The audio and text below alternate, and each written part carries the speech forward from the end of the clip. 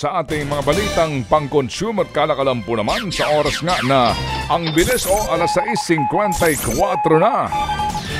Bumilis po ang inflation nitong Pebrero pagkatapos ng 4 na magkakasunod pong buwan ng paghina nito.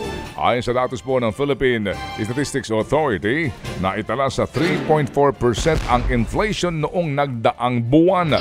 Mas mabilis yan kumpara sa 2.8% na naitala noong pong Enero. Pasok pa rin po dito, ito po ipasok pa sa tansya ng Bangko Sentral na 2.8 hanggang 3.6%, pati na sa government target na 2 hanggang 4%. Ayon pa rin po sa PSA, muli raw kasing umakyat ang presyo ng mga pagkain at non-alcoholic beverages. Bahagya rin po umakyat ang rice inflation sa 23.7% noong Pebrero mula sa 22.6% noong Enero. Nakaapekto rin daw sa headline inflation ang pagtaas ng gastusin ng mga Pinoy sa transportasyon. Dismayado naman ang mga eksperto at mga stakeholders sa rice industry na nananatiling mababa ang produksyon sa kabila ng bilyon-bilyong pisong inilaan dito ng gobyerno. Sa ilalim kasi ng Rice Competitiveness Enhancement Fund, halos 80 bilyong piso ang nailagak ng gobyerno mula nung itinatag ang programa noong 2019. Kasama na po dyan ang mga taripang kinokolekta mula sa angkat na bigas, ayuda sa mga magsasaka. Pang-6 na taon na dapat ang RCEP. Ngayong taon ang ika-6 at huling taon ay patutupad ang pondo pero hindi pa rin naaabot ang inaasahang produksyon ng bigas. Tumaas naman sa 4.17 metric tons ang ani kada ektarya nitong 2023. Mas mataas kumpara sa 3.99 metric tons noong taong 2018. Pero ayon sa Federation of Free Farmers, 5 tonelada kada ektarya ang inaasahan ng gobyerno. Ang Congressional Oversight Committee on Agricultural and Fisheries Modernization ang magdedesisyon kung matagumpay ba ang programa o kung kailangan pa itong palawigin. Pero para sa ilang ekonomista, dapat maging flexible ang pondo sa ilalim ng nasabing programa sakaling ituloy pa ito. Alam niyo mga kapatid, 80 billion ang nakolekta ho rito para dito nga sa mga rice farmers.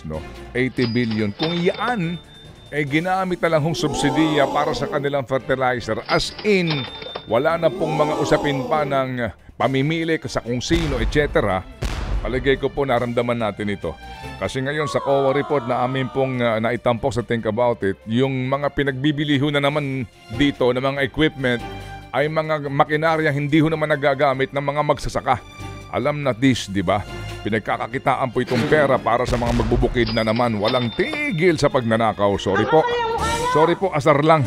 Samantala po naman, ngayon daw po tinitignan ng Pilipinas ang paghugot ng supply ng bigas mula naman sa Cambodia bilang paghahanda yan sa posibleng epekto ng El Nino sa supply po ng pagkain sa bansa.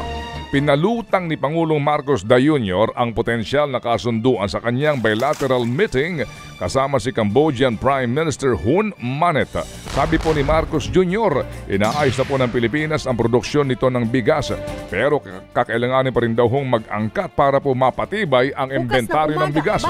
Sa isang pahayag po naman, sinabi po ni Presidential Spokesperson tanggapan po ng tagapagsalita ng Pangulo na nagkasundo na ang dalawang bansa na talakayin ang potensyal na ugnayan para sa pag-aangkat na naman natin ng bigas mula naman sa Cambodia. Samantala, bumaba naman ang presyo ng galunggong ng hanggang 50 pesos kada kilo sa gitna ng peak ng fishing season.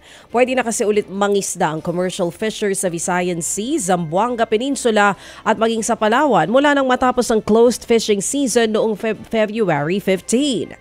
Asahan lamang daw nila ulit gumalaw ang presyo ng isda sa mga pamilihan pagdating ng Semana Santa. Sa panahon kasi na yan, mataas ang demand sa isda dahil umiiwas ang mga Katoliko sa karne. Sumipa po naman ang presyo po ng manok at baboy sa mga pamilihan sa Metro Manila.